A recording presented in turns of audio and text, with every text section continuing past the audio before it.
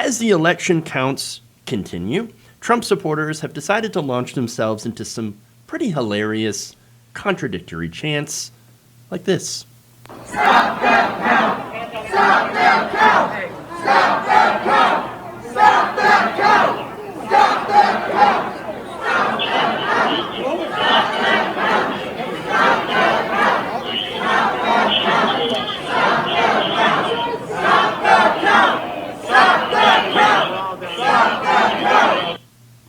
So that happened in Michigan, which was called, of course, after Joe Biden received an influx of mail-in votes. Originally, Trump was leading on Election Day, but then those votes came in, and those were legal votes. They were getting counted, and so, well, they wanted to stop the vote.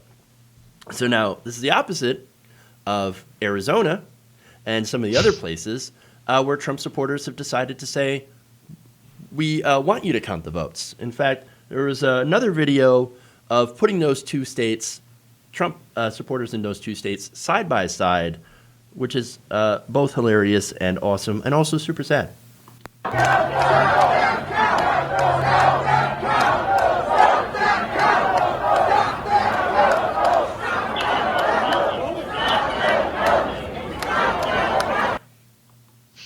Francesca, what do you think about that?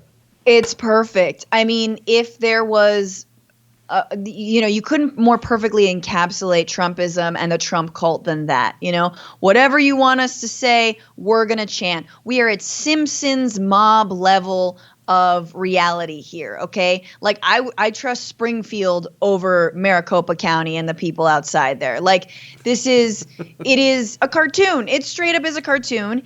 And, again, with everything that Trump does, right? He's not just evil. He's not just a fascist. He doesn't just not believe in democracy, but he does it all poorly, right? He sticks Eric Trump and Rudy Giuliani on the case.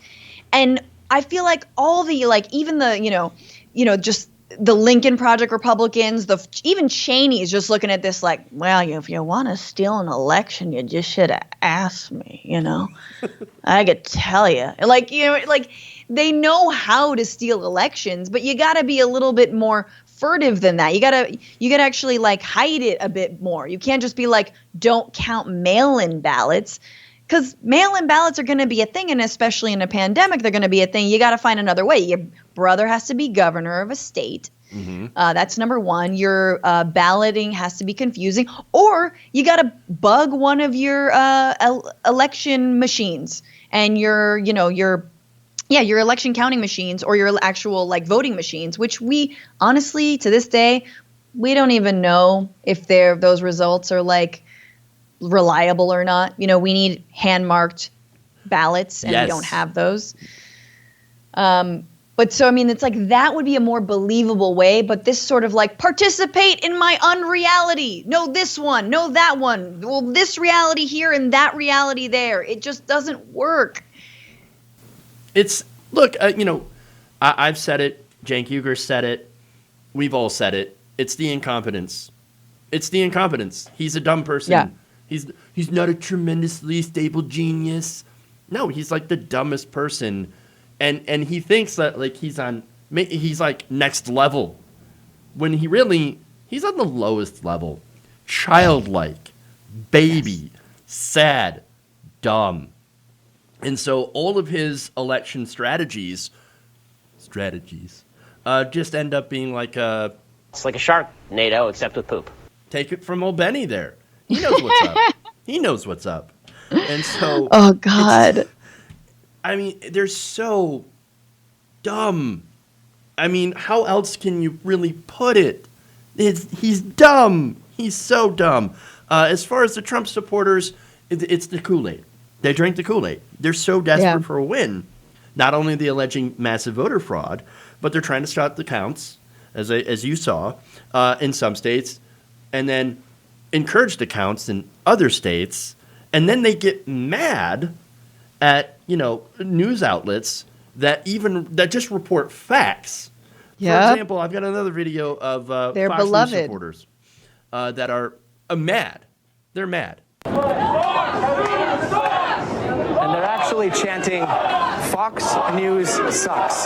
Fox News sucks. The reason why they're chanting that is because Fox News called Arizona for Biden yesterday, and a lot of people are angry about that. Fox News, well, you know what? That is the one time I will agree with the Trump supporter. Fox News does suck. I never thought it would happen, but it's taken us this long to get here. Fox News absolutely sucks. Yes, they're right. They're right. I mean, right. But this is what's so interesting right now about, like, these protests are grabbing all the headlines, of course, but the real headline in my mind is how many millions of people still voted for Donald Trump.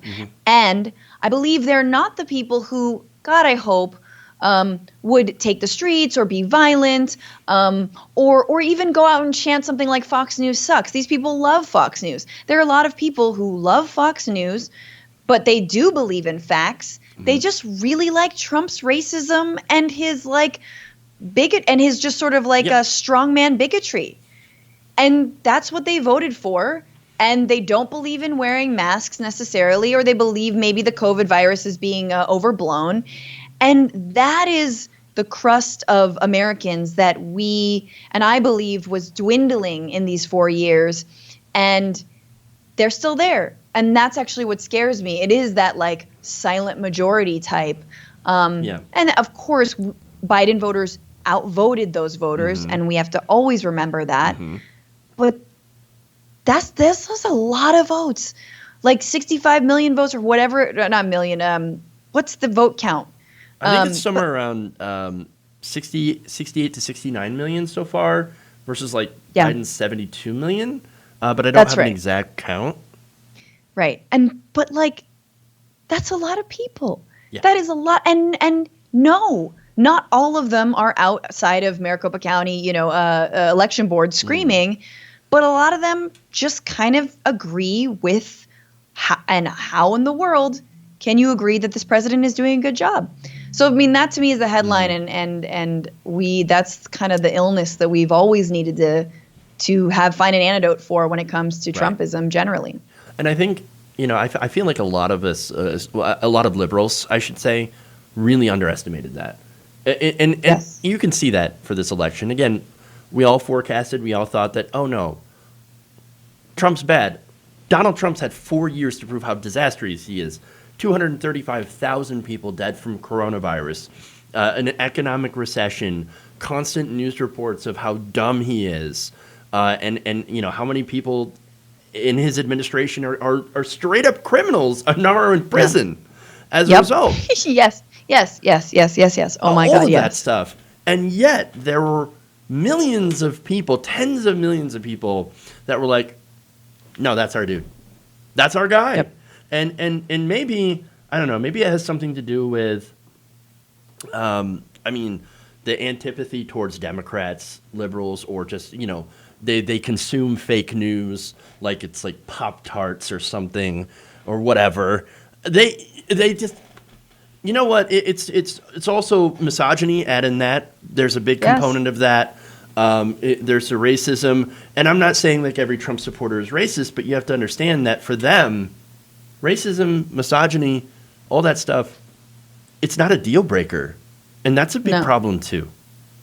Yes. And I think that what Democrats need to fully understand, and I say Democrats, I really mean everyone who isn't a Trump voter needs to understand, is that there is an appeal that is deeply racist and deeply misogynist and also goes beyond that. And it is part of why people did also respond to a Bernie Sanders message. And that was someone who was willing to call BS on the entire system. Someone who was willing to literally just say whatever came to them and say what they felt like was their truth, right? Now, Donald Trump's truth is a pack of lies, obviously. Right.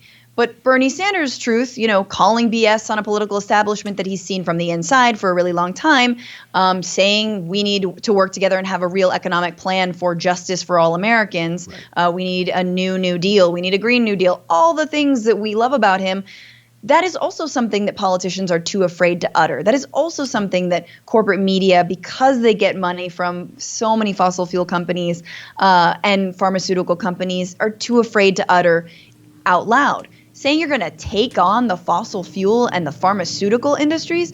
So you've got a classic right-wing versus left-wing populism. Right. And I do not think they're the same. I fervently believe they are not the same. And anyone who tries the lump, oh yeah, we both agree, BS, total BS.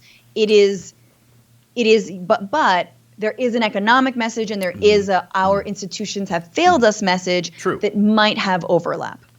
Yeah. Again, I've said before, right-wing populism isn't necessarily populism.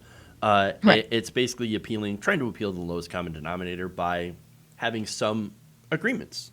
There are some right-wingers that legitimately don't like war, but then you look at somebody like Tucker Carlson, he doesn't like war because he thinks Iraqis are subhuman monkeys. And so it's exactly. Perfect oh, example. you're so close, but then so far. Ooh, yeah. No. It's like libertarians who are like, oh yeah, I think a woman has a right to choose and do whatever she wants with her body, but corporations should absolutely run everything. Why not? Banks are a small business. The one thing I would agree with them on is that they don't believe in subsidies, which hell, let's do away with subsidies. Sure. But yeah, it is hard to argue, and anyone in the media, I'm glad you mentioned that about populism, because it's like, can you even call a voter who is voting for someone who is deeply anti-democratic, who is corrupt to the core, who doesn't believe in counting all ballots in an election? Can you call that person a populist? I don't know. I don't think so. Right? True. Like, isn't a populist supposed to be someone who actually cares about the common people, everyday concerns, the will of the people? Yeah. Trump doesn't care about the will of the people at all. No, you're supposed to actually represent people as a populist. Donald Trump doesn't represent anyone but himself and his own, corporate business interests. And that's essentially what it is. The only thing that he really got done during his entire administration, other than rolling back a bunch of stuff that Obama did because he hates Obama, was tax cuts for the rich. Right. Tax cuts for the rich and deregulation, very little of which benefited the common working person. And I'm sorry, I have a background in manufacturing, okay? I used to work in manufacturing. That ain't coming back. Not on the scale that it used to be. It's not coming back, and it's probably, at the end of the day, it's probably a good thing that it's not coming back. I like the fact that we are streamlining. The great future, not to go off on too big of a tangent here. Go off on a manufacturing tangent. That's fine. It's your show. Thank you. No, the big thing that I actually want to see in the future is people having to work less. I would love to have a 2 or 3, 4 day work week. Oh, God, yeah. And a 4-hour work day. Let's be real. Nobody is productive for 8 hours a day. You're lying if you say you are. Yeah. We all know you're not. The amount of fuck off time I have in my, day is just amazing. No. The amount of, we call it tubing time, Jeff. I'm not calling it tubing time. That's for sure. There's no tubing going on here. Okay. Gross. Gross. Yeah, gross. Hashtag gross. We'll strike that from the record. But no, manufacturing, machines are supposed to make our life easier. Automation is supposed to make our lives easier. But as long as we have the system that we have, the structure that we have, the corporate structure, we're just going to end up getting displaced, and people are going to be poor. Again, that's the tangent I could expand on much further, but no, but it's an interesting. You're not saying something that most people aren't saying. It is a reason why Andrew Yang and UBI are enticing to people, right? Yeah. Because we do understand that more than immigration, which is always a red herring, it's automation that is displacing work and jobs, and that beyond the fact that universal health care, a guaranteed roof over your head, and all of the other things that progressives believe in, the right to an education, beyond the fact that those are just staples of any like progressive Western democracy, you know, that values human rights, they're also things that we're going to need to prevent many and millions of us from being homeless and put out onto the streets, because our jobs are being automated away, and a UBI factors into that. So I really hated his framing, and I think that Yang was kind of a grifter. But look, Bernie Sanders and Elizabeth Warren were on board with UBI. It's just that you need a UBI with justice. You can't, and that's the other thing is, like, I, as a taxpayer, I don't want to pay for UBI if I still live in a state where Disneyland doesn't pay their property taxes. Okay. This was a ballot measure that just got voted down in California, where I am, where you've got giant corporations not paying property taxes, y'all. It's insane. Insane. So let's talk about corporate loopholes first. Then we'll get on to the UBI stuff and everything else. But anyway, we are on a tangent, Jeff. Yeah, but it really kind of goes back to populism, because that's a more popular idea. Donald Trump, not in favor of that. We got a one $1,200 check, and that was it. Right. Not very. He hasn't brought jobs back. He hasn't brought manufacturing jobs back. You don't, and this is the thing with the trickle-down ideology. Ooh. No, you're still here. Okay, good. But yes, this is the thing with the trickle-down job creator ideology that we all know is bogus. And this is the same thing. Remember when Bernie Sanders got hammered because in the first days of the Trump administration, or when he was elected, Sanders said something like, look, I will work with Donald Trump if he's serious about helping working Americans. Right. And just in the same way that he's so stupid about being just the most minimal competent politician, most minimal competent leader, he didn't work with Bernie Sanders on bringing jobs back. He didn't do every time there was the turn was obvious, the path was obvious. It's like Donald Trump's presidency is like the worst choose your own adventure. Yes. It's like it's a choose your own adventure book in which you die by page 5. From coronavirus, likely. From a pandemic. Yeah. Yeah. No, and the same people that, by the way, got on Bernie Sanders for saying that he would work with Donald Trump are the same people that support the politicians that, for example, work with Donald Trump on increasing the military budget to $700 and something odd billion. And so I don't really think they have a lot of room to talk. But this message, the message of we spend too much money on wars, the political system doesn't represent working class people, jobs have left, and neoliberal consensus and has ruined my community and my family. Those are all real. And it's not just the white working class. In fact, of course, we all know that people of color and immigrants are the ones who get hurt and hit the most. And women, so it's like, all those things stand, and Democrats still don't have an answer. They still aren't able to openly name that was a problem. Right. The same way that Biden says the crime bill was a mistake, I want to hear him say NAFTA was a mistake. I want to hear him say that, that sort of allowing our communities, basically austerity was a mistake. Austerity is a mistake. Divesting from communities is a mistake. And Democrats have participated in that mistake. But they don't say that. And they won't say that. So it's our job to make them say that. Mm-hmm. If you enjoyed this video, please give us a like and share with your friends. You can subscribe and help out the channel by becoming a patron. It's patreon.com/Jeff Waldorf. Or you can become a channel member as well by hitting the join button below.